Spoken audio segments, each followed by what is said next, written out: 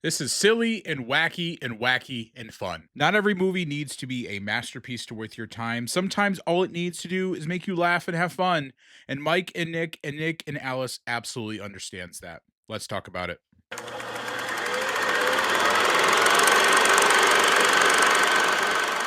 Hey everybody, my name is Troy. Welcome back to the channel. Today we're going to review Mike and Nick and Alice dropping on Hulu today, starring Vince Vaughn, James Marsden, Eiza González, directed by Ben David Grabinski.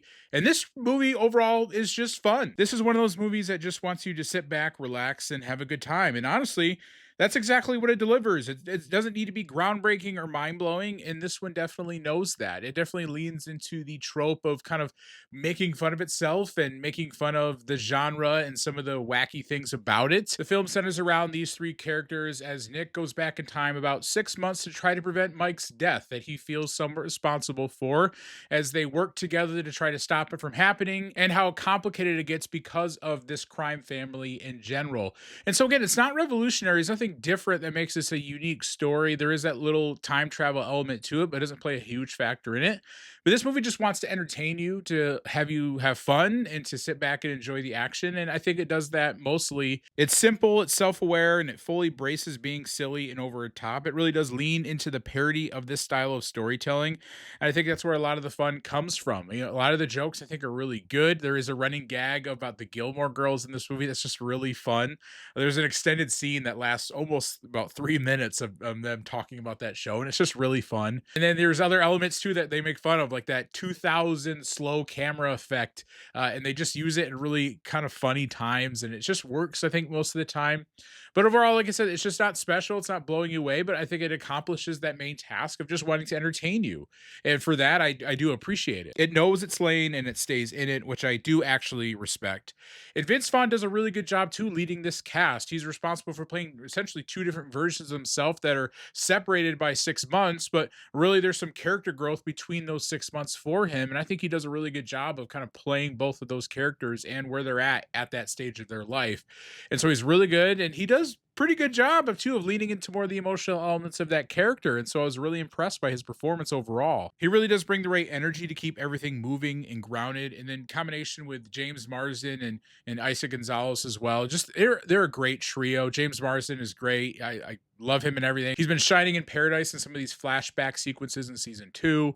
But he's just really great. He's really talented. He's really funny too in a lot of this movie. And Eiza Gonzalez, she hangs with the two of them equally. She does a great job in her performance and kind of capturing how things are complicated amongst the three of them. And just overall, I think this movie largely works because of the chemistry between the three of them. If it didn't, I don't know if it necessarily would work, but because they are great together, it does. And this movie is just really at its best when it leans into the joke of things. It's self-aware. It has a willingness to poke fun of itself, and I think that just really elevates the experience. We shouldn't be taking this seriously, and they know that because they don't want it to be taken seriously. They just want you to have fun with it. And I think that's again why this movie works so well, in my opinion. There are some things that don't work, in my opinion.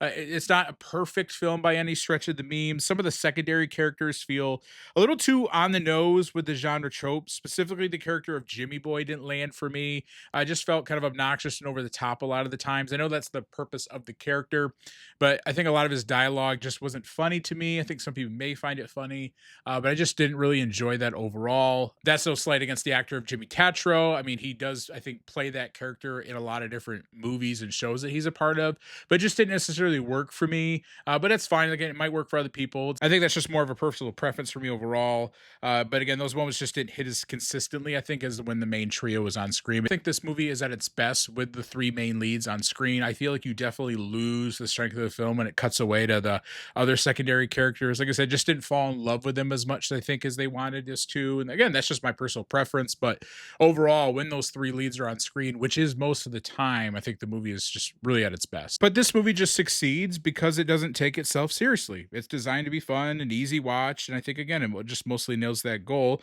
It's a great turn off your brain and enjoy the movie sort of thing. I think that there's been a few of those that have come out this year, and I think this falls right in line with it. It's not special. It's not over the top, life changing. It's just a solid, fun watch overall. Sometimes the best movies aren't the ones that blow you away, they're the ones that just make you smile for a couple hours. And Mike and Nick and Alice is one of those, in my opinion. It's just a fun watch overall. I would recommend checking this out on Hulu today or this weekend or in the future.